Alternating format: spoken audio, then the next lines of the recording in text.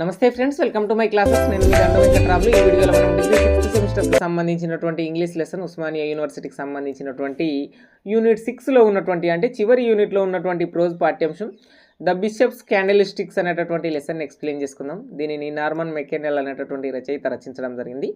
So ఇక్కడ lesson title name చూడండి, the bishops క్యాండెలిస్టిక్స్. అంటే ఇక్కడ బిషప్ అని ఎవరిని పిలుస్తుంటామంటే మనము నార్మల్గా హిందూ మతంలో అయితేనంటే గురువు, ఆచారి, ఇట్లా మన రిలీజియన్లో హైయెస్ట్ పర్సన్లను పిలుస్తుంటాం. అట్లాగే క్రిస్టియానిటీ మత బోధకులను మనం ఏమని పిలుస్తుంటామంటే బిషప్స్ అని పిలుస్తుంటాం అనమాట. సో బిషప్స్కి సంబంధించి అతని యొక్క కొవ్వొత్తులను పెట్టుకునేటటువంటి స్టాండ్ల గురించి ఈ లెసన్ అనమాట. సో ఇక్కడ మీరు స్క్రీన్ మీద చూస్తున్నట్లు క్రైస్తవ మత బోధకుడి యొక్క కొవ్వొత్తులను వెలిగించే స్టాండ్ల గురించి ఈ లెసన్ అనమాట.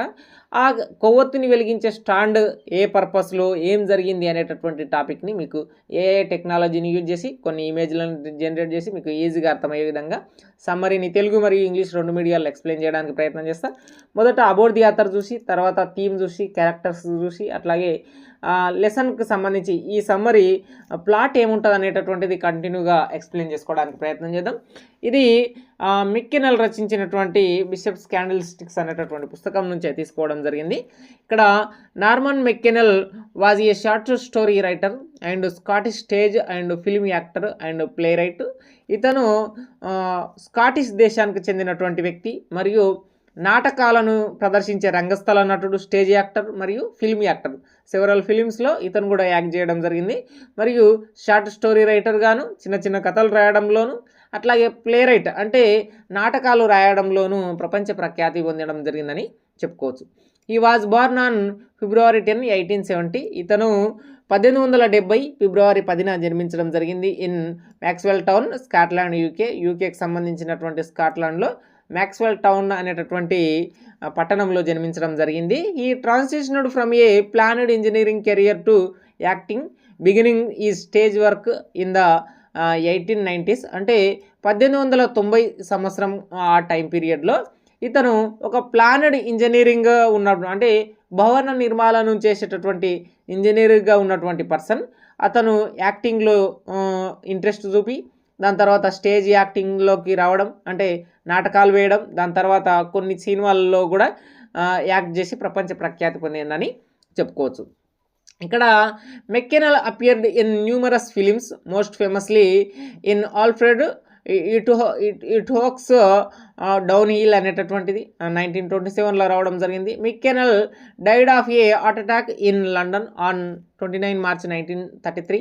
ఇతను 1933 సంవత్సరం లండన్లో మార్చి 29న హార్ట్ అటాక్తో మరణించడం జరిగింది. అట్లాగే డౌన్ హిల్ అనేటటువంటి చిత్రంలో కూడా యాక్ట్ చేయడం జరిగింది. మీరు ఇక్కడ స్క్రీన్ మీద ఒక ఇమేజ్ చూడొచ్చు.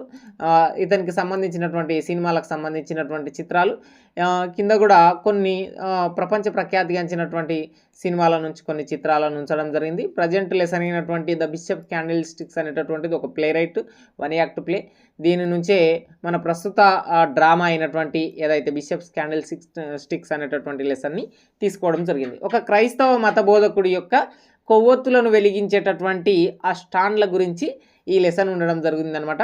సో మీకు ఈజీగా అర్థమయ్యే విధంగా థీమ్ మరియు ప్లాట్ 1 నిమిషంలో చెప్పడానికి ప్రయత్నం చేస్తా. చూడండి, ఇక్కడ ఒక క్రైస్తవ మత బోధకుడు ఉంటాడు. అతడు సమాజంలో చాలా పేరు ప్రఖ్యాతలు పొందినటువంటి వ్యక్తి. ఎంతోమందికి ఏ అవసరం ఉన్నా లేదనకుండా కాదనకుండా చేసేటటువంటి వ్యక్తి. అతడు అందరి మీద జాలి, ప్రేమ, కంపాషన్ని చూపించేటటువంటి వ్యక్తి. సో ఒక ఖైదీ 10 సంవత్సరాలు జైల్లో ఉండి దాని తర్వాత రిలీజ్ అయిన తర్వాత అతనికి తినడానికి ఫుడ్, షెల్టర్ కావాలని చెప్పి ఒక 4-5 రోజులు వెతుకుతున్నలో అప్పుడు సొసైటీలో ఒక బిషప్ గురించి వినబడడం చేత ఆ బిషప్ ఇంటికి ఒక కత్తి తీసుకొని వచ్చి, నేను మిమ్మల్ని చంపేస్తాను చూడండి, నేను 4 రోజుల నుంచి ఫుడ్ని, షెల్టర్ని వెతుకుతున్నా, నాకు ఇప్పుడు ఫుడ్ కావాలి, షెల్టర్ కావాలని చెప్పి అడుగుతాడు అనమాట. సో అడగడంతో అక్కడికి బిషప్ ఏం చెప్తాడంటే వాళ్ళ చెల్లెలకి చెప్తాడు. అతను యాక్చువల్లీ బిషప్ అనేటటువంటి పర్సన్ వాళ్ళ చెల్లెల దగ్గర ఉంటాడు. ఆ ఇంట్లోనే ఈ కన్విక్ట్ ఎవరైతే దొంగ అనేటటువంటి పర్సన్, దొంగ లేదా ఖైదీ అనేటటువంటి పర్సన్ కత్తి తీసుకొని వచ్చాడు కదా, అతనికి ఫుడ్ అరేంజ్ చేస్తారు, బెడ్ అరేంజ్ చేస్తారు. ఆ టైంలో అతను ఏం చేస్తాడంటే అక్కడ సిల్వర్ క్యాండిల్-స్టిక్స్ అంటే వెండితో చేసినటువంటి కొవ్వొత్తులను వెలిగించే స్టాండ్లు ఉంటాయి.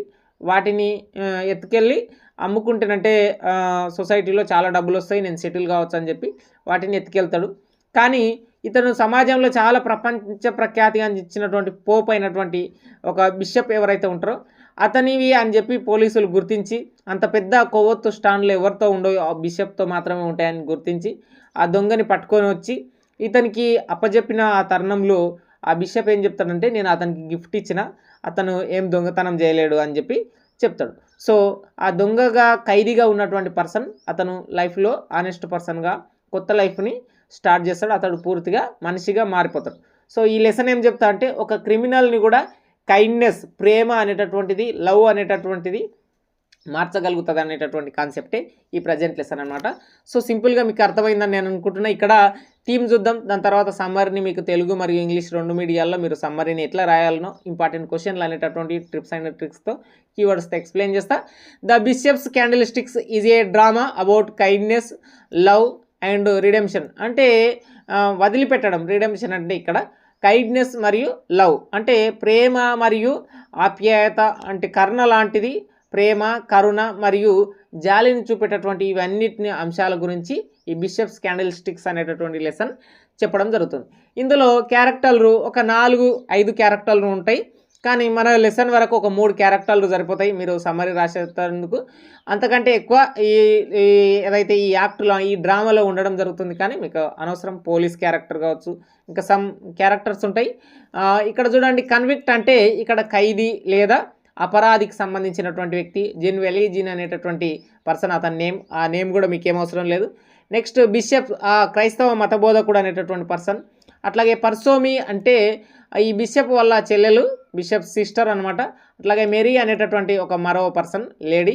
ఈమె ఈ పర్సోమికి చెలికత్య లేదా పని మనిషి అని చెప్పి చెప్పుకోవచ్చు. బిషప్ అనేటటువంటి వ్యక్తి వాళ్ళ చెల్లెల వద్ద నివసిస్తుండేటటువంటి వ్యక్తి, క్రైస్తవ మతబోధకుడు అని చెప్పుకోవచ్చు. వాళ్ళ ఇంట్లో మేరీ అనేటటువంటి ఒక పర్సన్ కూడా ఉండడం జరిగింది. ఇక్కడ ఈ బిషప్స్ క్యాండిల్స్టిక్స్ అనేటటువంటి పుస్తకం, ఈ డ్రామా గురించి చెప్పుకున్నట్లయితే, Norman McKinnel's play the Bishop's Candlestick is based on a scene from Victor Hugo play Les Misérables అనేటటువంటి నాటకం నుంచి కొంత సీన్ని తీసుకొని మన నార్మన్ మెక్కెనెల్ గారు రాసినటువంటి ద బిషప్స్ క్యాండిల్స్టిక్స్ అనేటటువంటి నాటకం. It's about how a small act of kindness can transform a condemned criminal into a man. అంటే తీవ్రవాదిలా ఉన్నటువంటి ఒక ఖైదీని ఒక మామూలు మనిషిలాగా మార్చేటటువంటి ప్రేమ మరియు కైండ్నెస్, ఆప్యాయత, రిడెంప్షన్ అంటే వదిలిపెట్టడం, అంటే కొన్నిసార్లు జాలితో వదిలేయడం, పోనీ వదిలేయండ్రా అని అంటాం చూడండి, ఆ విధంగా రిడెంప్షన్ అనేటటువంటి ఒక మనిషిని కొత్తగా మనిషిగా తయారు చేస్తాయి. అంటే ఒక దొంగగా, ఒక ఖైదీగా ఉన్నటువంటి పర్సన్ని కూడా మంచి మనిషిగా చేస్తాయని చెప్పి చెప్పుకోవచ్చు. ఇక్కడ బిషప్ మరియు బిషప్కు సంబంధించినటువంటి క్యాండిల్స్టిక్స్ అవి సిల్వర్కి సంబంధించినటువంటివి అని చెప్పుకోవచ్చు. అతనికి ఒక చెల్లెలు ఉంది, ఆ చెల్లెల పేరు పర్సోమి, మరియు ఒక కన్విక్ట్, అతని పేరు జిన్ వెలీజియన్ అనేటటువంటి వ్యక్తి. వాళ్ళిద్దరు బిషప్ మరియు అతని చెల్లెలు కలిసి ఉండేటటువంటి వాళ్ళని గుర్తుంచుకోండి. ఇక సమ్మరీ విషయానికి వస్తే చూడండి, the present drama the Bishop's Candlestick was written by Norman McKinnel. This is a world famous one act play. ఇది ప్రపంచ ప్రఖ్యాతిగాంచినటువంటి నాటకం. ఇక్కడ చూడండి, a man named bishop used to live with his sister Persome. ఇక్కడ వాళ్ళ పర్సోమి అనేటటువంటి చెల్లెల వద్ద నివసించేటటువంటి వ్యక్తి. Is a very respected person in the society. సమాజం చాలా గౌరవించేటటువంటి క్రైస్తవ మతబోధకుడు. Is used to help everyone. అతడు సమాజంలో ఉన్న అందరికీ హెల్ప్ చేసేటటువంటి వ్యక్తి. Sometimes he would also give the things in the house. అంటే వాళ్ళ నివాసంలో, వాళ్ళ ఇంట్లో ఉండేటటువంటి వస్తువులను కూడా కొన్నిసార్లు దానం చేసేటటువంటి వ్యక్తి. సీయింగ్ ఆల్ దిస్ ఈ సిస్టర్ సఫర్ మెనీ టైమ్స్. వాళ్ళ చెల్లెలు ఇవన్నిటిని చూసి చాలాసార్లు బాధపడేది, ఎందుకంటే ఆమె వస్తువులు కాబట్టి. So this lesson is about an incident that once happened between a person convict and bishops. అంటే ఒక అపరాధి మరియు ఈ క్రైస్తవ మతబోధకుడి మధ్య జరిగినటువంటి ఒక సన్నివేశాన్ని ఈ నాటకం అనేటటువంటిది చెప్తుంది. ఇందులో ఒక 4 క్యారెక్టర్లు మీరు నోట్ చేసుకోండి, ఇవి కీవర్డ్స్ అని గుర్తుంచుకోండి. నెక్స్ట్ సమ్మరీలోనే మనం చూస్తే, bishops always ready to help others. అంటే బిషప్ అనేటటువంటి వ్యక్తి ఎవరికి నీడ్, ఏదైతే అవసరం ఉంటుందో దానికి సహాయం చేస్తుండేవాడు అనమాట. ఈ బిషప్ అనేటటువంటి వ్యక్తికి కొన్ని కంపెనీస్ కూడా ఉంటాయి, ఉప్పును అమ్మేటటువంటి సాల్ట్ కంపెనీస్ ఉంటాయి. ఆ కంపెనీల నుంచి వచ్చేటటువంటి డబ్బులు అన్నిటిని కూడా ప్రతి ఒక్కరికి రెంట్లు కావాలన్నా, ఫుడ్ కావాలన్నా, బెడ్ కావాలన్నా, ఏదైతే బట్టలు కావాలన్నా వీటన్నిటిని డొనేట్ చేసేటటువంటి వ్యక్తి అనమాట. సో మీరు సమ్మర్ని స్క్రీన్ షాట్లు కూడా తీసుకొని గుర్తుంచుకోండి. ఇక్కడ కన్విక్ట్ ఎంటర్ ఒక కత్తి తీసుకొని కన్విక్ట్ అనేటటువంటి పర్సన్ బిషప్ వాళ్ళ ఇంటికి, అంటే వాళ్ళ పర్సోమి వాళ్ళ ఇంటికి వచ్చిండు. So the kind old bishop was in is chair, అంటే బిషప్ అనేటటువంటి క్రైస్తవ మతబోధకుడు ఆ టైంలో ఒక చైర్లో కూర్చున్నాడు. On a cold winter evening, అంటే అది ఒక వింటర్ ఈవినింగ్ అని చెప్పుకోవచ్చు అనమాట. Suddenly the door opened and a large and course man about 45, అతను ఒక 45 సంవత్సరాలు ఉన్నటువంటి వ్యక్తి వాళ్ళ ఇంట్లోకి చొరబడిండు. అతని కళ్ళు చాలా భయంకరంగా ఉన్నాయి, మరియు అతన్ని చూస్తే అతని వాయిస్ చూస్తే భయంకరంగా ఉంది. My name is Jean Valjean, I'm a convict, 4 days I was released అని చెప్పడం జరిగింది. అంటే నేను 4 రోజుల కింద రిలీజ్ అయినా, నేను ఒక అంటే నేను ఒక ఖైదీని, నేను నేరస్తుడిని అని చెప్పడం జరిగింది అనమాట. సో అతడు లోపలికి వచ్చిన తర్వాత, నేను చాలా రోజుల నుంచి ఐ హ్యావ్ వాల్క్డ్ మెనీ మైల్స్, నేను చాలా మైళ్ళు నడిచిన, వితౌట్ ఫుడ్ ఆర్ షెల్టర్, నాకు ఫుడ్ లేకుండా, జీవించడానికి వసతి లేకుండా నేను చాలా మైళ్ళు నడిచిన.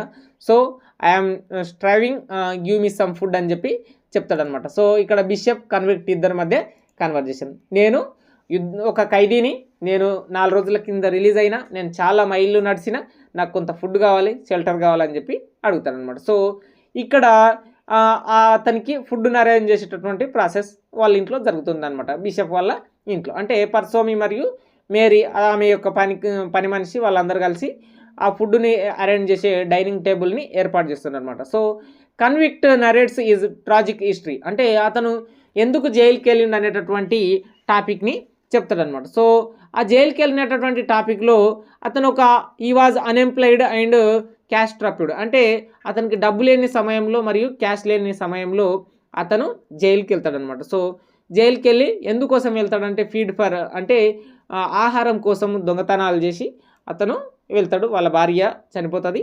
సో కాబట్టి అతను జైలుకి వెళ్ళింటాడు. జైలుకి వెళ్ళిన తర్వాత తిరిగి రిలీజ్ అయిన తర్వాత ఒక 4 రోజులు విచ్చలవిడి మైల్స్ తిరిగిండు, ఫుడ్ దొరకలేదు, షెల్టర్ దొరకలేదు. దాని తర్వాత సమాజంలో ఇట్లా బిషప్ దగ్గర ఇంటికి వెళ్ళాలని చెప్తే ఒక పెద్ద కత్తి తీసుకొని వాడిని చంపైనా సరే ఫుడ్ తినాలని బిషప్ వాళ్ళ ఇంటికి వచ్చిండు. కానీ బిషప్ అనేటటువంటి వ్యక్తి చాలా మంచి పర్సన్ కదా, సో ఫుడ్ అరేంజ్ చేపిస్తాను అనమాట. సో బిషప్ కాలుడు అవుట్ టు ఈ sister, please bring A plate for our guest, అంటే మన అతిథి కోసం ఒక ప్లేట్ని సిద్ధం చేయి వాళ్ళ చెల్లెలకి చెప్తుండు. ఈ విల్ ఈట్ విత్ అస్, మనతో పాటు అతను కూడా కలిసి తింటాడని చెప్తున్నాను అనమాట. సో ఈ thought of the silver plates, అంటే ఆ వచ్చినటువంటి పర్సన్ థాట్స్ ఆ సిల్వర్ ప్లేట్స్ గురించి, క్యాండిల్ స్టిక్స్ మీద ఉన్నాయి. If I can sell them in Paris, అంటే నేను ఈ సిల్వర్ ప్లేట్స్ని మరియు ఈ సిల్వర్ క్యాండిల్ స్టిక్స్ని అమ్మినట్లయితే, ప్యారిస్ నగరంలో అమ్మినట్లయితే, I will get a lot of money and I can set off a business, అంటే నేను చాలా డబ్బును పొందగలుగుతా మరియు నేను బిజినెస్ని కూడా చేయగలుగుతా అని వాళ్ళ ఇంట్లో ఫుడ్ తిన్న తర్వాత కొంత నిద్రిస్తున్న సమయంలో వాటన్నిటిని ఎత్తుకొని వెళ్ళి అమ్మేయాలని అనుకుంటాను అనమాట. ఇక్కడ కీవర్డ్స్ చూడండి. ఆ అపరాధి అయినటువంటి కన్విక్ట్ అతని జీవితంలో జరిగినటువంటి సాడ్ మూమెంట్ చెప్పిండు. ఏమేమి చెప్పిండు? నేను ఒక 10 సంవత్సరాలు జైల్లో ఉన్నా, మా భార్య చనిపోయింది, నేను ఫుడ్ కోసం దొంగతనాలు చేసినప్పుడు పట్టుబడిన, సో నన్ను జైల్లో వేసిండ్రు, ఒక 4 రోజుల కింద రిలీజ్ అయినా, చాలా మైల్స్ ప్రయాణించి నేను ఫుడ్ కోసం షెల్టర్ కోసం వెతుకుతూ మీ ఇంటికి వచ్చిన, ఫుడ్ అరేంజ్ చేయండి అంటే అక్కడ బిషప్ గారు వాళ్ళ చెల్లెలకి చెప్పి ఒక ప్లేట్ తీసుకురా చెల్లెల, మన గెస్ట్కి ఒక ప్లేట్ని సిద్ధం చేయి, మనం అందరం కలిసి తిందాం అన్నప్పుడు వాళ్ళు డైనింగ్ టేబుల్ మీద కూర్చొని అన్నం తింటున్నప్పుడు అతను ఆ కన్విక్ట్ ఆ ప్లేట్లని, ఆ క్యాండిల్ స్టిక్స్ని చూసిండు అనమాట. అప్పట్లో కరెంట్ లేదు కదా, సో క్యాండిల్ స్టిక్స్ని యూజ్ చేసిండు అనమాట. సో ఇక్కడ కన్విక్ట్ ఏం చేస్తుండంటే ఆ క్యాండిల్ స్టిక్స్ని ఎత్తుకెళ్తున్నా అనమాట. సో ఎత్తుకెళ్ళి ఇక్కడ నేను మీకు మొదటి లైన్లోనే చెప్పిన, ఇవంతా చూసి సఫరింగ్ మెనీ టైమ్స్ పర్సోమి, అంటే పర్సోమి అనేటటువంటి ఆ బిషప్ వాళ్ళ చెల్లెలు చాలాసార్లు బాధపడుతుండేది. సో ఆమె ఏం చేసిందంటే, మా ఇంట్లో క్యాండిల్ స్టిక్స్ పోయినాయి అని అంటే వాళ్ళ అన్న దానం చేసింటేనంటే ఏం ఫీల్ కాకుండా, కానీ పోయినాయి కదా, సో ఆమె పోలీస్ కేసు పెట్టిందనమాట. సో ఇక్కడ ఇంత పెద్ద క్యాండిల్ స్టిక్స్ ఈ నగరంలో ఎవరితాను ఉంటాయి, ఓన్లీ బిషప్ తానే ఉంటాయి. కాబట్టి పోలీస్ వాళ్ళు సెర్చ్ చేసి వన్ డే అంటే నెక్స్ట్ డే మార్నింగే వాళ్ళు పోలీస్ మ్యాన్ ఏం చేస్తారంటే ఈ కన్విక్ట్ని పట్టుకొని వచ్చి we found this man hiding in the woods and found this silver plates అంటే ఇక్కడ ఉన్నటువంటి వస్తువులు సిల్వర్ ప్లేట్లను ఎత్తుకొని వెళ్ళినటువంటి పర్సన్ని మేము పట్టుకొచ్చామని చెప్పి చెప్తారనమాట. సో ఆ టైంలో the bishop said you are mistaken, I gave him the silver plates అంటే నేను వాటిని వాళ్ళకి ఇచ్చాను అంటే అతనికి ఇచ్చాను. సో బిషప్ ఏం చెప్తున్నాడు ఇక్కడ, ఇది అబద్ధము, అతను దొంగతనం చేయలేడు, నేనే I gave him the silver plates, నేనే అతనికి ఇచ్చిన అని చెప్పి చెప్తున్నాను అనమాట. సో ఇక్కడ policeman you are mistake అంటే ఎవరికి చెప్తుండు, పోలీస్కి చెప్తుండు, your mistake, I gave him the silver plates, నేనే వాటిని అతనికి ఇచ్చిన అని చెప్పి చెప్తున్నాను అనమాట. సో ఇక్కడ బిషప్ యొక్క దాతృత్వాన్ని చూసి the convict is assumed by the bishops kindness అంటే అతని యొక్క ప్రేమను చూసి ఈ ఫీల్స్ షేముడ్ ఆఫ్ హీజ్ యాక్షన్స్ అంటే అతను చేసిన దొంగతనానికి షేముడ్గా ఫీల్ అయ్యాడు. Bishop wake up the next morning అంటే నెక్స్ట్ మార్నింగ్ రోజు the bishop పర్గ్యూ him and tell him to use the candle stick to start a new life అంటే అతను ఏమనుకున్నాడు, ఈ సిల్వర్ ప్లేట్లను ఇవి అన్నిటిని తీసుకెళ్తే నేను న్యూ లైఫ్ని ప్యారిస్ నగరంలో అమ్ముకొని కొత్త బిజినెస్ని పెట్టుకోవాలని అనుకున్నాడు. చాలా మనీ వస్తుంది, లాట్ ఆఫ్ మనీ వస్తుంది అని చెప్పి ఆ కన్విక్ట్ అనుకున్నాడు కదా. సో బిషప్ కూడా అదే చెప్తున్నాడు, తీసుకెళ్ళినావు కదా వీటితో నీ కొత్త జీవితాన్ని ప్రారంభించు అని చెప్పి చెప్పిండు అనమాట. సో కన్విక్ట్ ట్రాన్స్ఫార్మ్డ్ అంటే ఒక మనిషిలాగా మారిండు. ద బిషప్ ఏమో చేసిన సహాయం వల్ల ఆ క్రిమినల్గా ఉన్నటువంటి ఎవరైతే కన్విక్ట్ ఉన్నారో అతను అపరాధి, ఆ నేరస్తుడైనటువంటి పర్సన్ ఇప్పుడు వైల్డ్ ఎనిమల్ లాగా అంటే తీవ్రమైనటువంటి ఒక క్రూర మృగం లాగా లేకుండా మారిపోయిండు. ఇక్కడ కంక్లూజన్ చూడండి, ద డ్రామా ఏదైతే ద బిషప్ క్యాండిల్ స్టిక్స్ అనేటటువంటిది ఏదైతే ఉన్నదో అది ఒక క్రిమినల్గా ఉన్నటువంటి వ్యక్తిని మార్చగలిగింది, హ్యూమన్ బీయింగ్గా మార్చగలిగింది. కంపాజన్ మరియు కైండ్నెస్, లవ్ ఇవన్నీ ఉండడం చేత హ్యూమన్ బీయింగ్గా మార్చడం జరిగిందని చెప్పి బిషప్ రూపంలో బిషప్ క్యాండిల్ స్టిక్స్ దొంగతనం చేసినటువంటి ఒక పర్సన్ ఒక మామూలు మనిషిలాగా తిరిగి మారగలిగిండు. వైల్డ్ ఎనిమల్ లాగా ఉన్నటువంటి అతను మామూలు మనిషిలాగా మారిండు అని చెప్పినటువంటి సారాంశం తెలుగులో కూడా మీరు స్క్రీన్ షాట్లో తీసుకోండి. సారాంశానికి సంబంధించి వివరణకు సంబంధించి మరియు ముగింపుకు సంబంధించి వీటన్నిటిని తెలుగులో మీకు ఎవరు అందించరు, ఏ యూట్యూబ్ ఛానల్ వాళ్ళు కూడా అందించరు. సో మీరు ఒకసారి స్క్రీన్ షాట్లో తీసుకొని చదువుకుంటేనంటే మీకు ఇంకా ఈజీగా అర్థమయ్యే విధంగా ఉంటుంది. సో ఇది ఈ పాఠ్యాంశానికి సంబంధించి మీరు స్క్రీన్ మీద చూస్తున్న ఇన్ని పేజీలు చేయాలంటే 2-3 రోజుల సమయం పడుతుంది. సో అందుకోసం వీడియోస్ లేట్ అవుతుంటాయి ఎప్పుడైనా సరే. ద బిషప్స్ క్యాండిల్ స్టిక్స్ ఏం చెప్తుంది, ఓవరాల్గా ప్రేమ ఆప్యాయతలు ఉంటేనంటే మనం దేన్నైనా సరే ఒక మామూలు వ్యక్తిగా మార్చవచ్చు అని చెప్పి ఒక దొంగ, అపరాధి, ఒక నేరస్తుడైనటువంటి వ్యక్తిని మార్చినటువంటి వైనం ఇక్కడ బిషప్ అనేటటువంటి క్రైస్తవ మత బోధకుడు క్షమించడం, రిడెంప్షన్ ఇవ్వడం అంటే పోనీలే అతను బ్రతకాలని చెప్పి అనుకున్నాడు కదా. సో ఇప్పుడైనా తన న్యూ లైఫ్ని ఆనెస్ట్గా చేయనని చెప్పి అతన్ని క్షమించేయడమే ఇది ఒక కొత్త లైఫ్కి నాంది పలికింది అనేటటువంటి సారాంశం. దీనికి సంబంధించినటువంటిది మీకు ఏ డౌట్ వచ్చినా సరే ఇన్స్టాగ్రామ్లో మెసేజ్ చేయండి. Signing out. నేను మీ దండు Venkataramulu. Please do subscribe my